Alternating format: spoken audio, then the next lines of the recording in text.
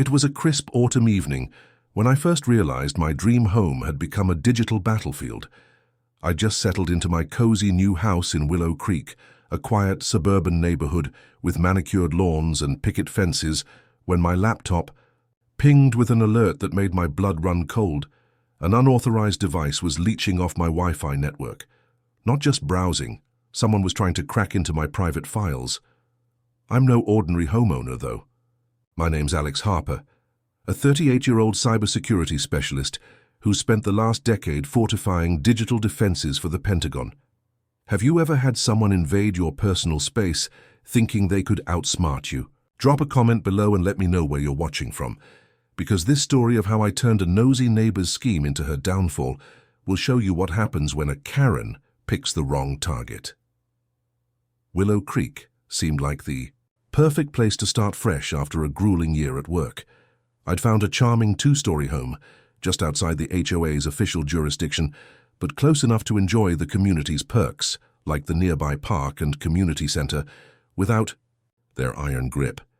The house was a steal, thanks to a private access road that ran through HOA land, secured by a legal easement I'd triple-checked before signing. My mentor at the Pentagon, a retired colonel named Margaret, always drilled into me. Never trust a contract until you've read every comma. That advice was about to become my lifeline. The trouble started on a Friday night.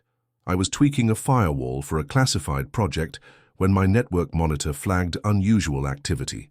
Someone had connected to my Wi-Fi, bypassing my encryption like it was a cheap padlock. Most people would panic, but I've seen worse. State-sponsored hackers, insider threats, you name it. I traced the intrusion to an IP address linked to a device just 200 feet away, right inside the HOA's gated enclave. The next morning I strolled through the neighborhood, casually scanning for signals, and pinpointed the source.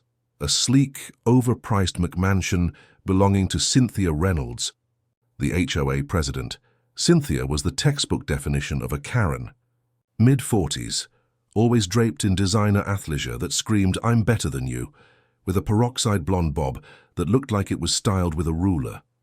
I'd met her once at a neighborhood barbecue, where she'd lectured me about my mailbox not matching the HOA's aesthetic standards, even though my property wasn't under their control. Her smile was all teeth, no warmth, like a shark circling for the kill. "Mr. Harper," she'd said, "independent properties can still impact our community's value." I'd nodded politely, but her tone told me she wasn't used to hearing no. That Saturday I knocked on her door, armed with a printout of my network logs. Cynthia answered, her face a mask of fake hospitality.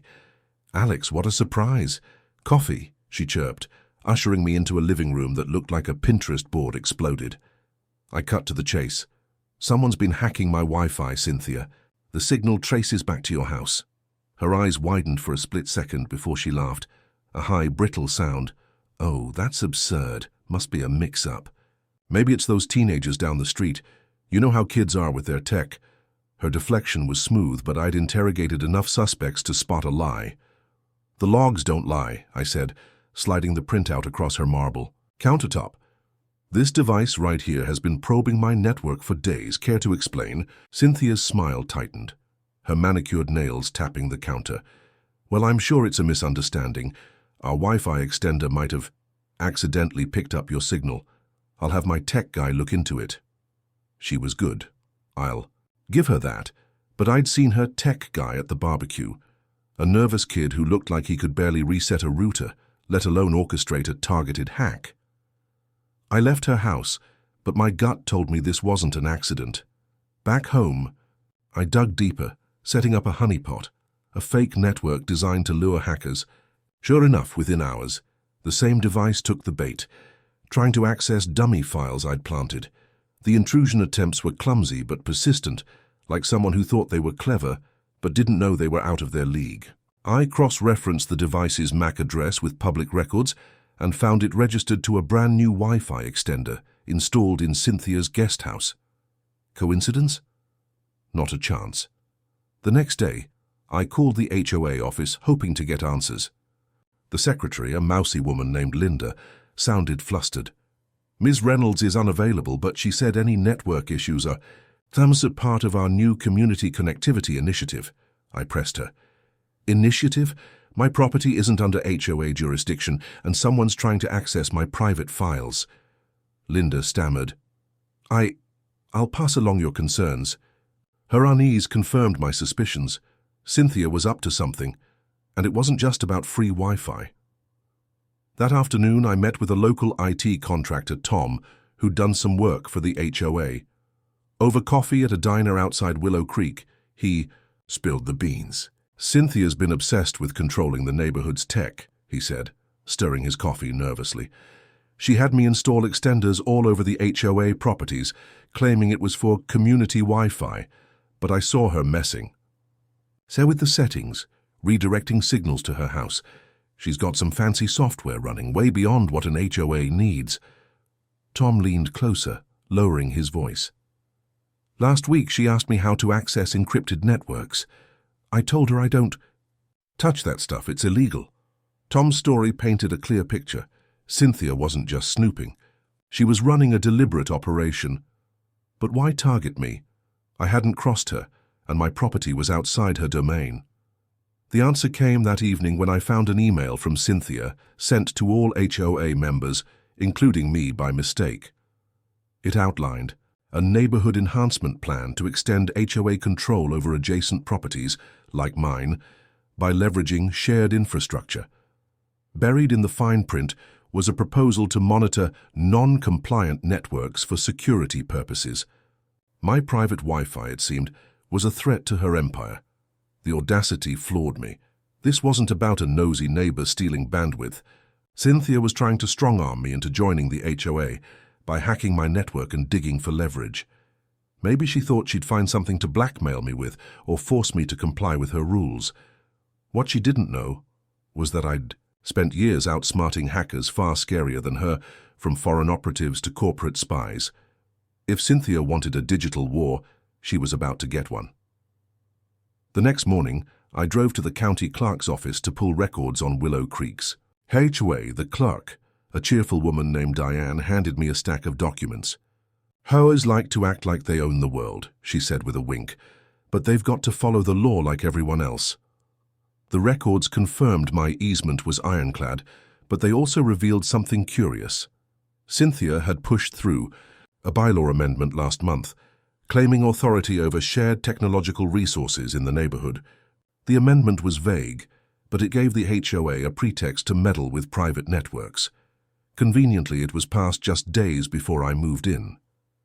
Back home, I set up a sting operation. Using a spare router, I created a second honeypot network, this time with fake files labeled Confidential Harper Financials and Pentagon project notes. I rigged the network to alert me the moment anyone accessed it, complete with a digital footprint tracker. By noon, Cynthia's device was back, greedily downloading my bait. I smiled as my software logged every move, her IP, her device details, even the exact times she tried to crack my encryption. It was like watching a mouse scurry into a trap. That evening I paid a visit to a neighbor, Mrs. Patel, a retired librarian who'd lived in Willow Creek for 20 years. She'd clashed with Cynthia over her garden's non-regulation roses and had no love for the HOA. Over tea in her cozy kitchen, she shared a bombshell. Cynthia's been bragging about her tech empire at board meetings, Mrs. Patel said, rolling her eyes. She claims she's building a secure community network to boost property values, but I think she's just nosy. Last year, she fined someone for using a non-approved router. Can you believe that? Mrs. Patel's story gave me context. Cynthia wasn't just targeting me. She was obsessed with control, using tech as her weapon. But control comes at a price, and Cynthia was about to learn hers. I spent the night analyzing the data from my honeypot. The intrusion attempts were getting bolder. She'd even tried to install malware to monitor my keystrokes. Amateur move. I countered by isolating her device on a sandbox network, feeding it fake data while I gathered more evidence. The next day I got a call from Linda, the HOA secretary, her voice trembling. Cynthia wants to meet you tomorrow at the community center. She says it's about resolving the network issue. I could hear the fear in her voice, like she was caught between a rock and a hard place. "Thanks, Linda," I said calmly. "I'll be there." I hung up knowing this meeting wasn't about peace. It was Cynthia's attempt to tighten the screws. As the sun set over Willow Creek, casting golden light through my office window, I reviewed my evidence. Logs of every intrusion, screenshots of her device's activity and the shady bylaw amendment, but I needed more to take her down. Cynthia wasn't just breaking HOA rules, she was breaking the law. Hacking a private network is a federal offense, and I had the expertise to prove it.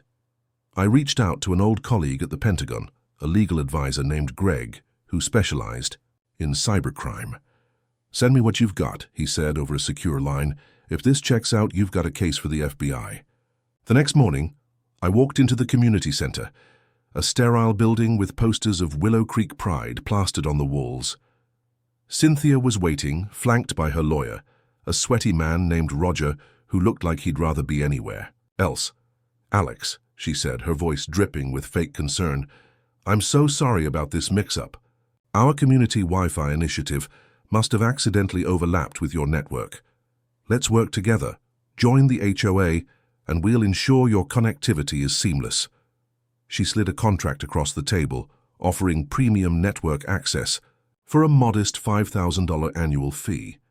I leaned back, suppressing a laugh. "Cynthia, I know you've been hacking my network. I've got logs showing your device trying to access my files for weeks. Care to explain why you're targeting a private citizen's Wi-Fi?" Her face froze, but she recovered quickly. "That's preposterous," she snapped. "You're slandering me. Our initiative is about community security, not espionage." Roger nodded weakly, but I could see the panic in his eyes. He knew they were on shaky ground. "Cynthia," I said, pulling out my laptop, "I've traced every intrusion to your guest house. I've got timestamps, IP addresses, and a digital trail that'd make a prosecutor salivate. Want to see?" I opened a spreadsheet, showing her device's activity in real time. Her bravado cracked, her fingers twitching on the table. "This is harassment," she hissed. "You'll hear from my lawyer." Roger mumbled something about reviewing the evidence, but I could tell he was already distancing himself. As I left the community center, the crisp autumn air felt sharper, like the calm before a storm. Cynthia wasn't just a busybody. She was running a calculated scheme to control the neighborhood's tech, and my independent property was a threat to her plans. But she'd underestimated me. I wasn't just a homeowner. I was a cybersecurity expert who'd faced down threats she couldn't even imagine. Back home, I found an email from Cynthia, sent an hour after our meeting. "Cease your baseless accusations or we'll pursue legal action," it read, with a thinly veiled threat to escalate if I didn't join the HOA. The next day, I met Greg at a secure location outside town, a precaution I'd learned from years at the Pentagon. He reviewed my evidence, his eyes narrowing. "This isn't just a civil matter, Alex. Unauthorized access to a private network, especially with intent to surveil, could violate the Computer Fraud and Abuse Act. If she's targeting others, it's a pattern." He advised me to file a complaint with the FBI's Internet Crime Complaint Center and loop in the county sheriff for local jurisdiction. "You've got her dead to rights," he said. "Just don't tip her off yet." That afternoon, I visited Mrs. Patel again, who introduced me to a group of neighbors fed up with Cynthia's overreach. We met at a local park, pretending to be casual picnickers while swapping stories. One neighbor, a mechanic named Juan, said Cynthia had fined him $500 for unapproved security cameras, claiming they interfered with her community network. Another, a nurse named Emily, said her smart thermostat had been hacked, cycling, on and off at random, until she paid an HOA tech compliance fee. The pattern was clear. Cynthia was using tech to extort compliance, and my network was her latest target. We formed a quiet alliance, calling ourselves the Willow Creek Watchdogs. Our mission: gather enough evidence to dismantle Cynthia's tech. Tyranny. I taught them how to secure their networks and check for intrusions, while Juan offered to snoop around Cynthia's guest house during his next HOA maintenance job. Emily, with her hospital connections, knew a county official who could expedite public records requests. As the sun dipped below the horizon, casting long shadows across the park, I felt a spark of hope. This wasn't just my fight anymore, it was ours. The next morning I got a tip from Linda, who'd overheard Cynthia bragging about her tech consultant at a board meeting.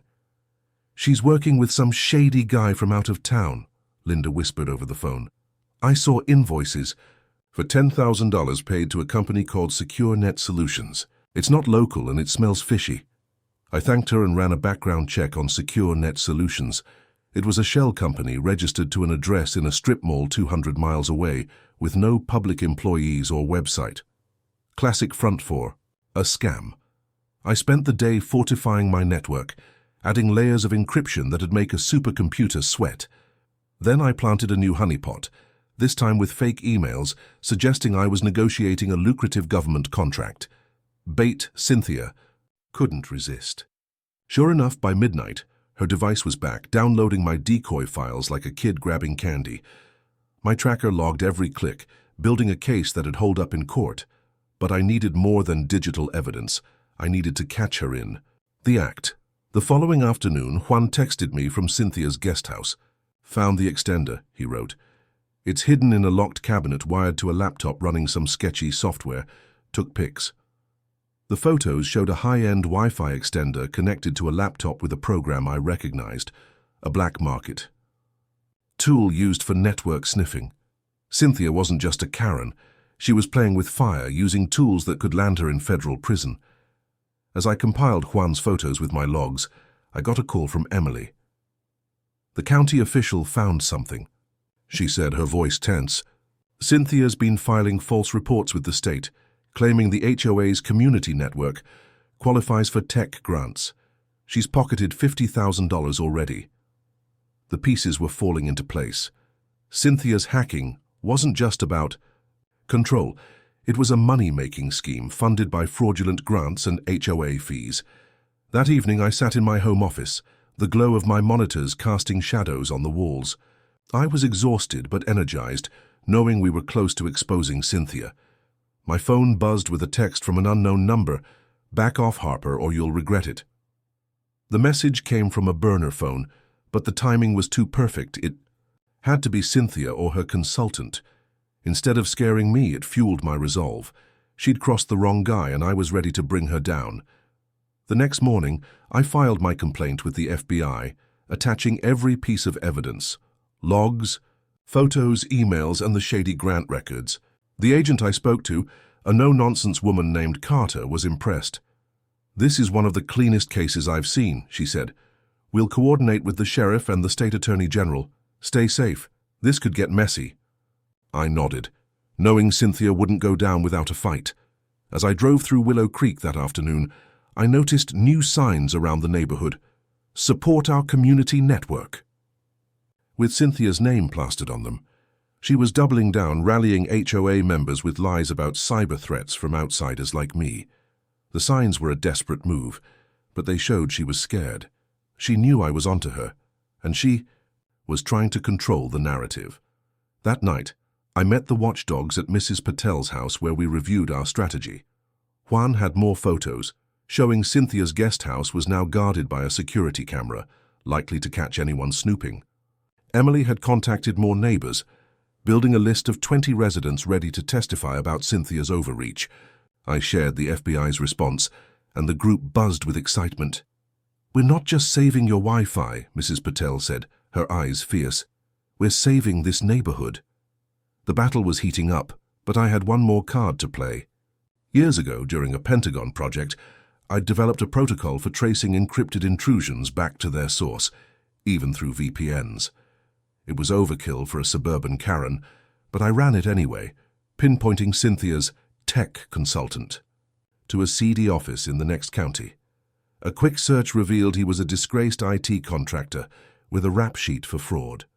If I could link him to Cynthia's shell company, her whole operation would collapse. As the moon rose over Willow Creek, I sat at my desk, staring at the evidence piling up. This wasn't just about my Wi-Fi anymore. It was about justice for a community terrorized by a power-hungry tyrant. But Cynthia was cunning, and I knew she'd try one last trick to save herself. Tomorrow's meeting at the community center would be the showdown, and I was ready to play my ace. The sun was barely peeking over the horizon when I woke to a flood of notifications on my phone. My honeypot network had been hit hard overnight. Dozens of intrusion attempts, all from Cynthia's guest house, each more desperate than the last. She was panicking, and I could feel the tide turning in Willow Creek. Yesterday's meeting at the community center had shaken her, and now she was scrambling to cover her tracks. But I wasn't just Alex Harper, the new guy in town. I was a cybersecurity warrior who'd faced down global threats, and Cynthia's little hacking spree was about to crash into a firewall she couldn't breach. Have you ever had to outwit someone who thought they held all the cards? Stick around, because this story's about to show you how a single keystroke can unravel a tyrant's empire. After a quick coffee, I checked my system logs. Cynthia's device had tried to delete the fake Pentagon project notes I'd planted, likely thinking she could erase evidence of her snooping. Amateur mistake. She didn't know my honeypot was recording every move, including her failed attempts to cover her tracks. I backed up the data to a secure cloud server, one I'd used for classified Pentagon projects, and sent a copy to Agent Carter at the FBI. "This is gold," she texted back. "Keep her on the hook, but don't confront her yet. We're building a case." Her words fueled my resolve, but I knew Cynthia wouldn't wait. She was planning something big for today's community center showdown. I met the Willow Creek watchdogs at Mrs. Patel's house at 8 a.m., the crispy morning air buzzing with anticipation. Juan had snuck into Cynthia's guest house again, this time finding a burner phone hidden in the same cabinet as her Wi-Fi extender. "It's got texts to someone called Viper," he whispered, showing me blurry photos of the screen. The messages were cryptic but damning. "Harper's onto us. Push the grant app through. Need that cash ASAP." Viper, I suspected, was her shady tech consultant, the one running SecureNet Solutions. Emily handed me a stack of public records she'd pulled from her county contact, confirming SecureNet was linked to a convicted fraudster named Victor Malone. The puzzle pieces were snapping together. Mrs. Patel, ever the strategist, suggested we divide and conquer. "Cynthia's rallying HOA loyalists for the meeting," she said, her eyes sharp. "We need to sway the fence-sitters before she spins her lies." We assigned tasks. Juan would canvass neighbors to share our evidence. Emily would draft a flyer exposing Cynthia's grant scam, and I'd prepare a presentation of my digital logs to show at the meeting. Linda, the HOA secretary, texted me from a burner phone. "Cynthia's bringing a tech expert to the meeting. Be careful, he's aggressive." I grinned. Aggressive or not, this Viper was about to meet a cybersecurity snake charmer. By 10 a.m., the community center was packed with Willow Creek residents, the air thick with tension. Cynthia stood at the front, her usual designer athleisure swapped for a power suit, her blonde bob gleaming under the fluorescent lights. Next to her was a wiry man in his 50s, with slicked back hair and a smirk that screamed, "Used car salesman." This had to be Victor Malone, aka Viper. Roger, her lawyer, hovered nearby, looking like he'd rather be at a root canal. Cynthia clapped her hands, silencing the crowd. "Good morning, neighbors. We're here to address baseless accusations from an outsider, Mr. Harper, who's threatening our community's innovative network initiative." Her voice was syrupy, but the crowd wasn't buying it. Murmurs rippled through the room. Our watchdogs had been busy. I stood up, laptop in hand. "Cynthia, let's cut to the chase. You've been hacking my Wi-Fi for weeks, trying to access private files. I've got proof." I projected my screen onto the community center's projector, showing a timeline of her device's intrusions, complete with IP addresses and timestamps. Gasps echoed through the room. Cynthia's face flushed, but she recovered fast. "This is fabricated," she snapped. "Mr. Harper's trying to sabotage our community's progress. Victor, please explain." Victor stepped forward, his smirk widening. "I'm a cybersecurity consultant," he said, his voice oily. "Mr. Harper's logs are meaningless. Anyone can fake those. Our network initiative is about protecting Willow Creek, not spying." He flashed a PowerPoint slide with buzzwords like secure connectivity and community synergy, but it was all fluff. I'd seen his type before, con men who thought jargon could hide their tracks. Nice try, Victor, I said, clicking to a new slide. But this is your burner phone, texting about a fraudulent grant. And this? I showed Juan's photos of the extender and laptop. Is your hacking setup in Cynthia's guest house? The room erupted. Residents shouted questions, some accusing Cynthia of betrayal, others demanding explanations. Victor's smirk faltered, and Roger started packing his briefcase, clearly ready to bolt. Cynthia raised her hands, her voice shrill. This is a witch hunt. Our initiative is fully legal, approved by the board. But her confidence was cracking. Her eyes darted to Victor, who was sweating now. I pressed my advantage, showing the crowd the shady bylaw amendment she'd pushed through, giving the HOA fake authority over private networks. This isn't about community, I said. It's about control and money. Cynthia's been siphoning HOA fees into a shell company, Secure Net Solutions. A woman in the back, a retiree named Clara, stood up. I paid $1,000 last year for tech upgrades. Where's that money, Cynthia? Others chimed in, sharing stories of unexplained fees and harassment. The watchdogs had done their job. Residents were waking up. Cynthia tried to pivot, claiming the fees funded essential infrastructure. But Victor made a fatal mistake. You people don't understand tech, he sneered. Without us, your networks would be wide open. The crowd booed, and even Cynthia shot him a glare. She was losing control, and I was just getting started. As the meeting broke into chaos, I slipped out to call Agent Carter. It's going down now, I said. Cynthia's crumbling, but Victor's here. He's the key. Carter was already en route with a sheriff's deputy, having secured a warrant based on my evidence. Back inside, I rejoined the watchdogs who were passing out Emily's flyers. The flyers detailed Cynthia's grant scam, complete with public records showing $50,000 funneled to SecureNet. Residents clutched the papers, their anger palpable. Juan whispered, I saw Victor sneak out the back. He's spooked. I nodded. Let him run. My tracker's on his phone. He's not going anywhere. By noon, the sheriff's deputy arrived, a stern woman named Deputy Ortiz.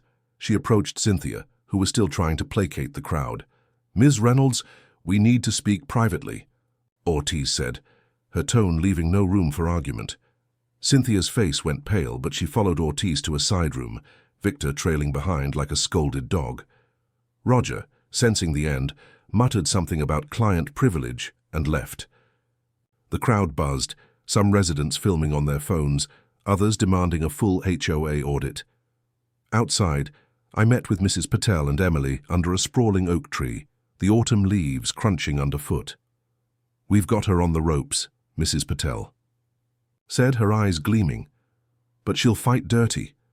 Emily nodded. Linda says Cynthia's been shredding documents in the HOA office. We need to act fast. I agreed, pulling up my laptop to check my tracker.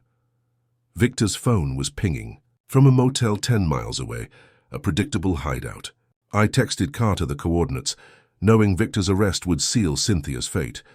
That afternoon, I visited the county clerk's office again, where Diane handed me more HOA records. You're shaking things up, she said with a grin. Found something interesting.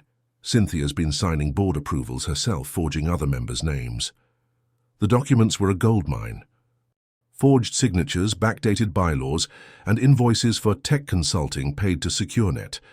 One invoice for $20,000 was marked Urgent Network Expansion, dated the day I moved in. Cynthia had planned to target me from the start, likely because my independent property threatened her control. Back home, I fortified my network further, adding a custom intrusion detection system I'd designed for the Pentagon. If Cynthia tried another hack, she'd hit a digital brick wall. Meanwhile, Juan and Emily organized a neighborhood petition, gathering 50 signatures demanding a state investigation into the HOA's finances. Linda, risking her job, slipped me a USB drive with internal HOA emails. One from Cynthia to Victor read, Harper's a problem. Dig up dirt or make it up. We need leverage. Another email outlined her plan to use the grant money to buy out adjacent properties, including mine, for a community tech hub she'd control. The audacity was staggering. Cynthia wasn't just hacking, she was building a tech-fueled fiefdom, using HOA fees and fake grants to fund it. But her arrogance was her downfall. That evening, I got a call from Carter. Victor's in custody, she said. He flipped fast. Says Cynthia hired him to hack multiple neighbors, not just you. He's got records of payments and instructions. We're raiding the HOA office tonight. My heart raced. This was it, the moment we'd been waiting for. I joined the watchdogs at the park, where we celebrated quietly, the setting sun casting a warm glow over Willow Creek. We're not done yet, I warned. Cynthia's cornered, but she's dangerous. Mrs. Patel nodded. She's got loyalists on the board. They'll try to spin this as a misunderstanding. Emily handed me a list of board members who'd signed our petition, including a retired accountant named Mr. Gordon, who'd been suspicious of Cynthia for years. He's ready to testify, she said. Says he saw her doctoring financial reports. The next morning, I woke to a cease and desist letter from Cynthia's new lawyer, a desperate attempt to scare me off. It accused me of defamation and interfering with community operations, demanding I stop spreading lies or face a $100,000 lawsuit. I laughed, forwarding it to Carter. This is what guilty people do, she replied. We've got her financial records from the raid. She's been laundering grant money through SecureNet for 2 years. The evidence was overwhelming. Bank statements, forged contracts, even a spreadsheet detailing target properties for HOA expansion, with my address at the top. By midday, the neighborhood was buzzing. Residents gathered in driveways, sharing stories of Cynthia's overreach, fines for non-compliant Wi-Fi routers, demands for access to private security cameras, even threats to foreclose on homes for unpaid tech fees. The watchdogs distributed more flyers, this time with a call to action. Attend an emergency HOA meeting tomorrow to vote out the board. Juan had hacked into the HOA's mailing list, with my guidance, of course, to send the flyer to every resident, bypassing Cynthia's control. That afternoon, I met Mr. Gordon at a coffee shop outside Willow Creek. The elderly accountant adjusted his glasses, his hands steady as he showed me a ledger he'd kept from his time on the board. Cynthia blocked my access to the books last year, he said, but I made copies. She's been skimming 20% of every HOA fee for consulting services. Most went to SecureNet. His ledger matched Linda's emails, showing a trail of payments to Victor's shell company. She thought I was too old to notice, he chuckled. But numbers don't lie. As the sun set, I got a text from Linda. Cynthia's planning a counterattack at tomorrow's meeting. She's hired a PR firm to spin the story. I wasn't surprised. Cynthia was a fighter, and she'd go down swinging. But I had one last trick up my sleeve. During a Pentagon project, I'd learned how to reverse engineer malware to trace its origin. Victor's hacking software had a digital signature, and I'd traced it to a server in his motel room. With Carter's permission, I accessed the server remotely, finding a treasure trove, emails, payment records, even a contract between Cynthia and Victor, outlining their plan to neutralize non-compliant residents. The evidence was airtight, but I needed to present it carefully. If I showed my hand too soon, Cynthia could spin it as hacking on my part, even though I was only defending my network. I spent the night preparing a presentation, condensing the data into a clear narrative. Cynthia's hacking, the grant fraud, the forged bylaws, and the shell company. I added visuals, screenshots, bank statements, even a map of her tech hub plan with my property circled in red. The watchdogs reviewed it, their eyes wide. "This'll bury her," Juan said, high-fiving Emily. The next morning, I walked into the HOA office to drop off a formal complaint, signed by 60 residents, demanding an audit and Cynthia's resignation. Linda was there, her face pale. "She knows about the petition," she whispered. "She's furious, says she'll sue everyone involved." I patted her shoulder. "Let her try. We've got the law on our side." Outside, new signs had appeared. "Protect our community, stop the lies," with Cynthia's photo airbrushed to perfection. Her PR firm was working overtime, but it was too late. The truth was spreading faster. That afternoon, I met Carter at a secure location. She'd analyzed Victor's server and found a bombshell. Cynthia had been selling residents' personal data, scraped from their networks, to a third party. "This isn't just fraud," Carter said. "It's identity theft. She's looking at serious prison time." The news hit me like a punch. Cynthia wasn't just a power-hungry Karen. She was a criminal mastermind, using tech to exploit her neighbors. I felt a mix of anger and pity. How had one woman's ego caused so much harm? As evening fell, I rallied the watchdogs for a final strategy session. We'd present our evidence at tomorrow's meeting, backed by Carter's investigation and the sheriff's support. Mrs. Patel suggested we live-stream the meeting to X, ensuring transparency. Juan set up a secure feed, while Emily drafted a press release for local media. Mr. Gordon offered to speak, detailing the financial fraud from his ledger. The momentum was ours, but I knew Cynthia would pull out all the stops. Lies, threats, maybe even tears. That night I barely slept, my mind racing with scenarios. What if Cynthia's PR firm swayed the crowd? What if her loyalists rallied? I stared at my laptop, the glow illuminating my office, and double-checked my evidence. It was bulletproof, but this was personal now. Cynthia had invaded my home, my privacy, my fresh start. I wasn't just fighting for Willow Creek. I was fighting for my peace. The morning of the meeting dawned bright, the autumn air crisp with promise. I dressed in a sharp blazer, channeling my Pentagon days, and walked to the community center with the watchdogs. Residents filled the room, some clutching our flyers, others whispering about the sheriff's raid. Cynthia stood at the front, her face a mask of confidence, but her hands trembled slightly. Victor was gone, likely in a holding cell, but she'd hired a new consultant, a polished woman named Karen, ironic, right, who oozed corporate charm. As Cynthia opened the meeting, I felt the weight of every resident's eyes. This was our moment, not just to expose her, but to reclaim Willow Creek. I stood, my laptop ready, and said, "Cynthia, it's time to come clean. Your hacking, your fraud, your lies, they're over." The room fell silent, and I clicked to my first slide, ready to dismantle her empire, one truth at a time. The community center was a powder keg, the air thick with anticipation, as I stood before a sea of Willow Creek residents, my laptop, screen casting a glow across Cynthia's carefully curated facade. Her polished smile faltered as I clicked to my first slide, a damning timeline of her hacking attempts on my Wi-Fi, each entry backed by irrefutable logs. The crowd leaned forward, some clutching our watchdogs' flyers, others filming on their phones. Cynthia's new consultant, Karen, whispered furiously in her ear, but I could see the panic in Cynthia's eyes. This wasn't just a meeting, it was a reckoning. Have you ever faced someone who thought they could bully their way to victory? Stay with me, because this story's about to show how one truth can topple a tyrant's throne. "Cynthia," I began, my voice steady, "you've been hacking my private network for weeks, trying to dig up dirt to force me into your HOA. But it's bigger than that. You've been stealing from this community, laundering money through a fake company and selling residents' data." I clicked to a slide showing her burner phone texts to Victor Malone, aka Viper, her disgraced tech consultant now in custody. The crowd gasped as I revealed invoices from Secure Net Solutions, paid with HOA fees and bank records linking the shell company to Cynthia's cousin. "This isn't about community Wi-Fi," I said. "It's about your greed." Cynthia shot to her feet, her face red.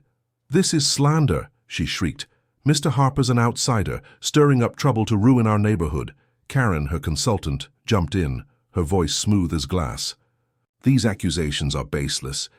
Our network initiative is fully compliant, and Mr. Harper's evidence is fabricated." But the crowd wasn't buying it. Clara, the retiree who'd called out Cynthia's tech fees, shouted, "Then where's my $1,000, Cynthia? You said it was for upgrades." Others joined in, their voices a chorus of pent-up frustration. I clicked to the next slide showing forged HOA bylaws with Cynthia's signature faked on behalf of absent board members. "You bypassed legal procedures to push through rules giving you control over private networks," I said, glancing at Mr. Gordon, the retired accountant, who nodded from the front row. "And you used those rules to extort residents and fund a fraudulent grant scheme." I displayed Emily's public records, detailing $50,000 in grants diverted to SecureNet. The room erupted, residents shouting, "Resign," and "Audit the books." Cynthia's lawyer Roger had vanished, likely halfway to his car, but Karen tried to salvage the situation. "Let's stay calm," she said, raising her hands. "We'll investigate these claims and ensure transparency." It was a desperate stall, and the crowd saw through it. Mrs. Patel stood, her voice cutting through the noise. "We've got 60 signatures demanding Cynthia's resignation and a state audit. This ends now."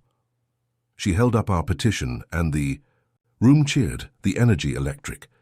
Deputy Ortiz, the sheriff's deputy, stepped forward from the back, her badge gleaming. "Ms. Reynolds, we need you to come with us," she said, her tone firm. "The county prosecutor has questions about your financial activities." Cynthia's face drained of color, her hands shaking as she clutched the podium. "This is a setup," she hissed, pointing at me. "He's framing me." But the evidence was overwhelming, and the crowd's boos drowned her out. Karen slipped out the side door, her corporate charm no match for the truth. As Ortiz escorted Cynthia out, I addressed the crowd. "This isn't just about me," I said. "It's about all of us. Cynthia's been using tech to control and exploit you, but we're taking back Willow Creek." I showed a final slide, a plan for a voluntary neighborhood association, free of HOA tyranny, focused on community support. Frank, the retired railway worker from my earlier battles, stood up. "I've lived here 20 years, he said. "This is the first time I've felt free." The crowd applauded, some wiping tears, others hugging neighbors they'd barely spoken, to under Cynthia's reign. Outside, under the bright autumn sun, I met with Agent Carter and the watchdogs. "Cynthia's being charged with wire fraud, identity theft, and forgery," Carter said, her voice crisp. "Victor's testimony sealed her fate. He's spilling everything for a plea deal." She showed me a warrant for Cynthia's home, where deputies were seizing her laptops and files. Juan grinned. "Found another burner phone in her guest house this morning," he said. "More texts to Viper about covering their tracks." Emily handed me a local news article, already online. Headlined, "Willow Creek HOA President Faces Federal Charges in Tech Scam." The victory felt surreal, but it wasn't over. That afternoon I visited the county clerk's office, where Diane, the clerk, handed me a bombshell. The HOA's original charter, buried in a dusty file, contained a clause requiring a 75% resident vote for major financial decisions, like Cynthia's grant applications. She'd never held those votes, rendering every fee and fine since 2001 potentially illegal. "You could sue for refunds," Diane said, her eyes twinkling. "The whole HOA might be dissolved." I smiled, knowing this was the ace I'd been waiting for. Back home, I fortified my network one last time, ensuring no lingering threats from Cynthia's allies. My honeypot had caught another intrusion attempt that morning, from Karen, the consultant, trying to access my fake Pentagon notes. I forwarded the logs to Carter, who confirmed Karen was now a person of interest. "She's tied to Victor's network," Carter said. "We're tracking her." I leaned back, the weight of weeks of battle lifting. My dream home was safe, and Willow Creek was waking up. The next morning I organized a neighborhood meeting at the park, the autumn leaves swirling in the breeze. Over 100 residents showed up, some bringing coffee, others homemade signs reading "Free Willow Creek." I shared the charter clause, explaining how Cynthia's actions lacked legal standing. Mr. Gordon took the mic, his ledger in hand. "She stole $200,000 in fees over 5 years, he said, showing highlighted entries. "We can demand it back." The crowd roared, ready to rebuild their community without fear.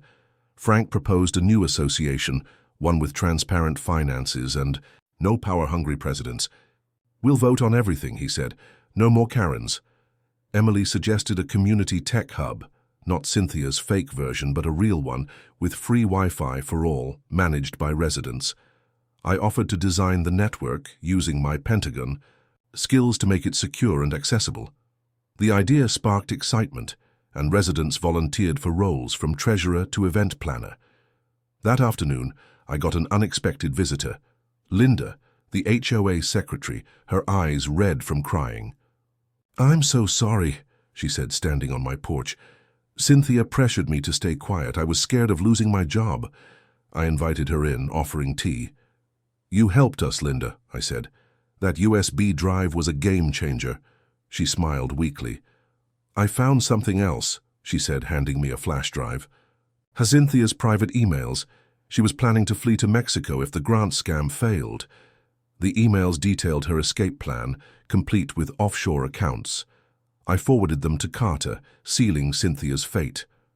By evening, the neighborhood was alive with change. Kids played in yards free from HOA rules about approved toys. Houses sported new decorations, defying Cynthia's aesthetic bans. I walked to the park, where residents were planning a block party, the first in years without HOA approval. Mrs. Patel joined me, her rose garden now blooming freely. "You did this, Alex," she said. "You gave us our home back." I shook my head. We did it, all of us. The next day, Carter called with an update. Cynthia had been denied bail, her assets frozen pending a federal trial. Victor had confessed to hacking 15 neighbors' networks, providing data Cynthia sold to marketers and scammers.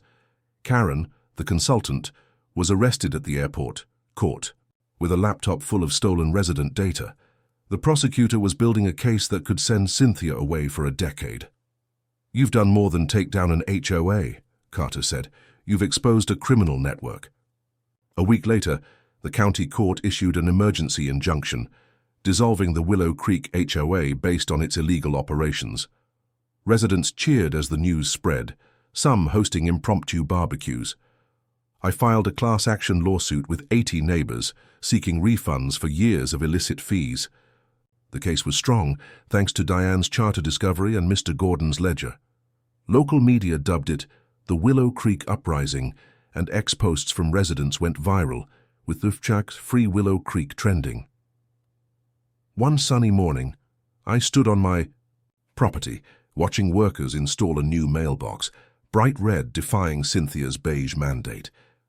The former HOA office was being converted into a community center, funded by a legitimate grant from the Heritage Cultural Foundation, who'd been appalled by Cynthia's scam.